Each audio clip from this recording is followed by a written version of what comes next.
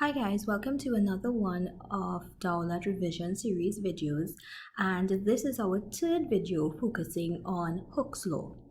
Now, Hooke's law, before we get into the application aspect of it, we are going to revise a little bit about what is Hooke's law. Now, Hooke's law is a law exemplifying the effect of a force, and you would recall that a force will do many things. It changes the shape of a body, changes the direction, it causes a body to start to move, stops it from moving, and it increases its speed or velocity. Now, according to this, we are focusing on the property that a force causes a body to change shape or size, and Hooke's law is quantifying how we can relate the applied force to the extension of a body. And he is saying that the stretching force is directly proportional to the extension, provided that the elastic limit of the body is not exceeded. So when we talk about proportionality, we are talking about a relationship between two variables. So if one variable increases, the other one increases. If one decreases, the other one decreases. So if you think about it practically, I'm baking a cake. So I add more sugar. The more sugar I add, the sweeter the cake is. So you're saying that the taste of it is directly related to my quantity of ingredients. That is a proportional relationship. Now back to Hooke's law, we are saying that force and extension obey that. And we are saying that the greater the force I apply to my spring is the more it will stretch. And a spring is a typical example of an elastic body that is used to demonstrate this law. Now, in physics, proportionality represents a relationship. But if I wanted to transform that relationship into an equation, I have to replace that proportionality sign by an equal sign and a constant. Now that constant I'm talking about is called my spring constant, and it's deduced by K. Now K is what we term the force per unit extension of a body. So if you want to determine it using a formula, you can say K is equal to F over E. Now I have used my pyramid, as you would see in the left hand corner, where I am representing the relationship amongst the variables of F, K and E. F is equal to KE. K is equal to F over E. E is F over K. Alright? Now the spring constant also gives you an idea of the stiffness of the spring. Typically, the larger the value of K, the stiffer the spring is. So what you will find is that if I have a large value for K, like we say 300 newtons per meter, it means that for 1 meter, to cause that extension of 1 meter rather, I have to apply a force of 300 newtons, which is why the larger the value of K, it will allow you to understand that it is a very stiff body. Okay, so let's look at a typical graph, because in the context of your exams, they can bring a graph, force extension, and it shows that extension on your x-axis, and in this case is measured in centimeters, but it can also be measured in meters. Now here you've noticed that the graph is a straight line up to the point P. Now P is representative of your elastic limit. And your elastic limit is the furthest extension that your body can undergo, where it will return to its original shape and size. So if you go beyond that extension value, your body becomes permanently stretched, which means that even if you remove the force, the body remains permanently stretched. Now, once a body is permanently stretched, we term that plastic deformation. And the body will no longer obey a proportional relationship between force and extension. So your graph will move away from that straight line. And what your straight line tells you is that for fixed increases in force, you have a corresponding fixed increase in extension.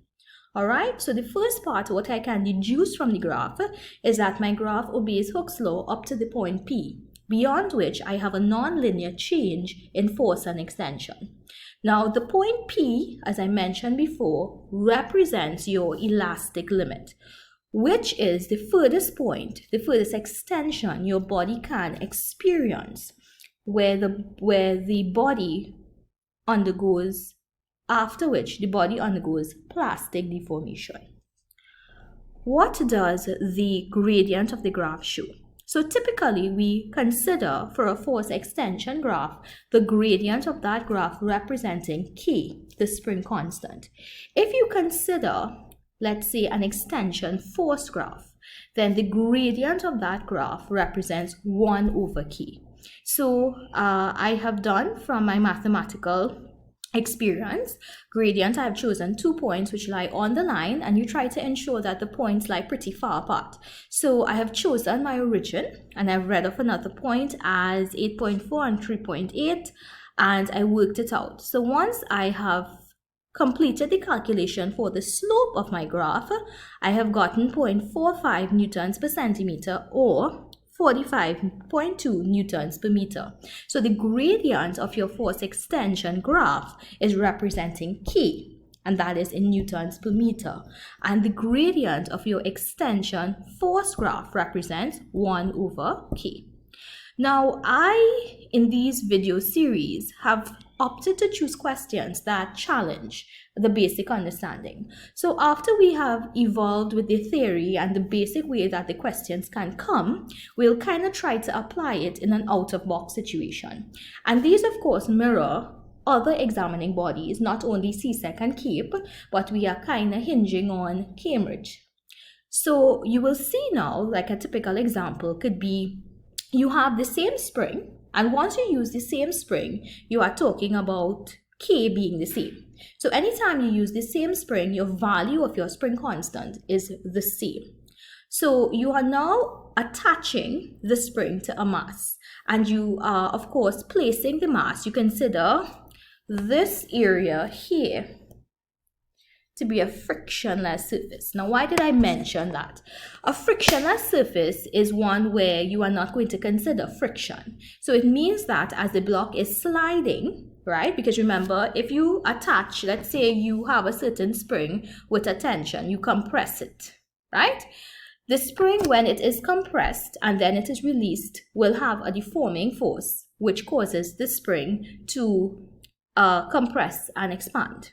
Now that force, because the mass is attached to it, will be transcended to it, meaning that as the spring becomes compressed and expanded, it causes the mass to oscillate along the plane, that is, slide back and forth. Now, if you consider the plane to be a frictionless plane, it means that you don't have to consider air resistance, friction, right? Drag force. So what you will find here is that initially we consider the system to be at rest. So whenever you have a mass spring system, one of the ways, especially if it's a horizontally aligned system, you firstly consider the system to be at rest, right? So your net force is 0. Now, if you compress the spring, then the force which is given as a tension is equal to KE.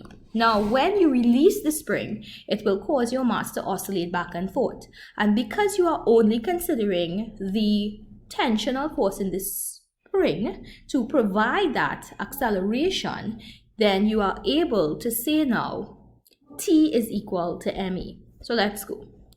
The system is at rest. If the spring is compressed to 0.02 meters, determine the tension.